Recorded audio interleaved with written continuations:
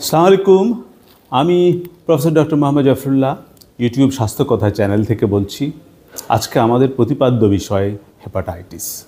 আপনারা জানেন যে হেপাটাইটিস কয়েকটি ভাইরাস দিয়ে হয় এবং এই ভাইরাসগুলো হচ্ছে hepatitis A virus, B virus, C virus, D virus এবং ই ভাইরাস। এবং এই ভাইরাসগুলোর মধ্যে হেপাটাইটিস বি ভাইরাসই হচ্ছে ডিএনএ ভাইরাস এবং বাকিগুলো হচ্ছে আরএনএ ভাইরাস। এবং হেপাটাইটিস এ এবং ই এই দুটো সাধারণত আমাদেরকে সংক্রমিত করে ফিকো অরাল রুটে, অর্থাৎ মুখের সাহায্যে খাদ্য বস্তু খাওয়ার মাধ্যমে এটা আমাদের মধ্যে ছড়িয়ে পড়ে। এর মধ্যে হেপাটাইটিস এটা আসলে বাচ্চাদের হয় বেশি এবং হেপাটাইটিস ইটা অ্যাডাল্ট 18 বছর বয়সের উপরে বেশি হয়। এবং হেপাটাইটিস বি, সি, ডি এগুলো সব বয়সী হতে পারে। এবং হেপাটাইটিস বি এবং সি, ডি এই তিনটে ছড়ায় সাধারণত আপনার ব্লাড প্যারেন্টাল রুটে, অর্থাৎ ব্লাডের সাহায্যে এবং ব্লাড ট্রান্সফিউশনের মাধ্যমে অথবা সিরিঞ্জের মাধ্যমে অথবা যে কোনো সেক্সুয়ালি অনেক সময় যেতে পারে এটা হেপাটাইটিস বি এবং সি, এবং সিরিঞ্জ শেয়ারিংয়ের মাধ্যমে, অর্থাৎ যারা ড্রাগ অ্যাবিউজার্স তারা যদি সিরিঞ্জ শেয়ার করে তাদের মাধ্যমে যেতে পারে। তাহলে হেপাটাইটিস বি, সি, ডি এগুলা এতগুলো রুটে যেতে পারে। এবং আমাদের যখনই আমরা কোনো ব্লাড ট্রান্সফিউশন নিব, সেক্সুয়ালি কেউ যদি বি বা সি বা ডিতে আক্রান্ত থাকেন তাহলে তারা অবশ্যই এটা সাবধানতা গ্রহণ করবেন। এবং যারা এই ড্রাগ অ্যাবিউজার্স তারাও যেন এই ধরনের শেয়ারিং অফ দ্য নিডল না করেন, সেদিকে সাবধানতা গ্রহণ করতে হবে। তো আমরা ডায়াগনোসিস কিভাবে করব?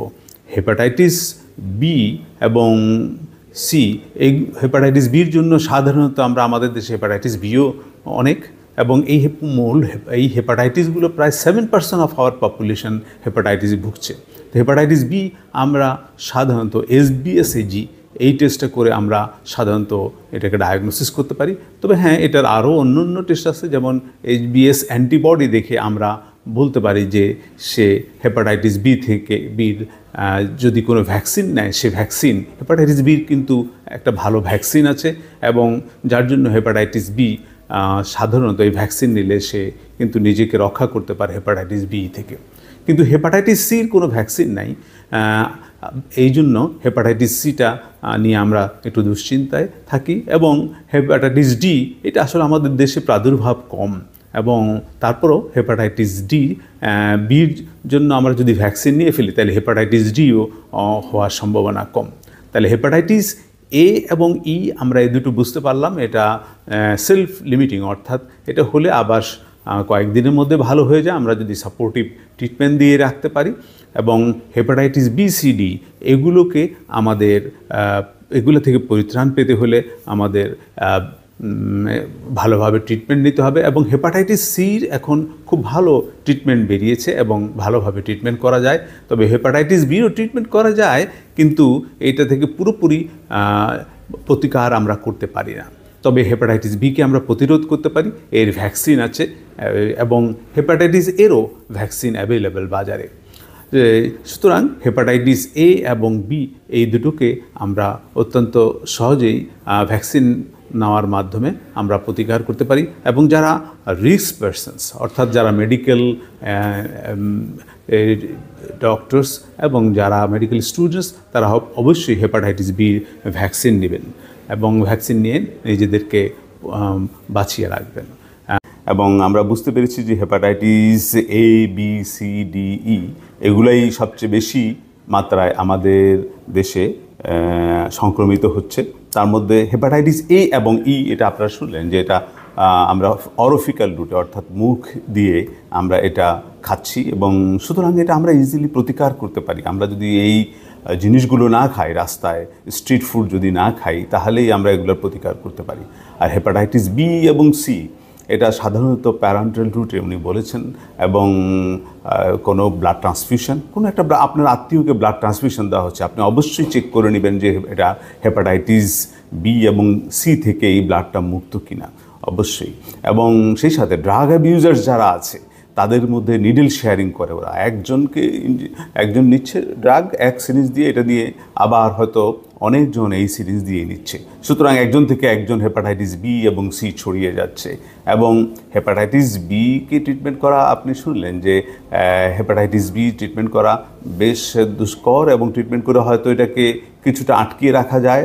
এবং পরবর্তীকালে দেখা যায় যারা হেপাটাইটিস বি এবং সিতে যারা ভুগছেন, এটা ক্রনিক স্টেজে চলে যায়, সিরোসিস অফ লিভার ডেভেলপ করে এবং শেষ পর্যন্ত দেখা যায় এরা হেপাটোসেলুলার কার্সিনোমা অর্থাৎ ক্যান্সারে রূপান্তর হয়ে যায় এই হেপাটাইটিস বি এবং সি ভোগার জন্যে।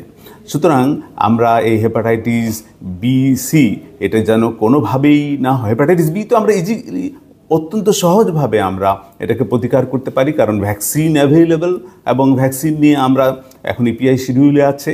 এবং সুতরাং এখন যারা ইয়াং জেনারেশন আসছে তারা আমার মনে হয় হেপাটাইটিস বি ফ্রি, কিন্তু হেপাটাইটিস সি এটা ঢুকে যেতে পারে। কিন্তু ডক্টর ফারাদের কাছে শুনলেন যে হেপাটাইটিস সি কার্যকর চিকিৎসা রয়েছে, কিন্তু চিকিৎসা অত্যন্ত ব্যয়বহুল, এবং হেপাটাইটিস বির চিকিৎসা অত্যন্ত ব্যয়বহুল।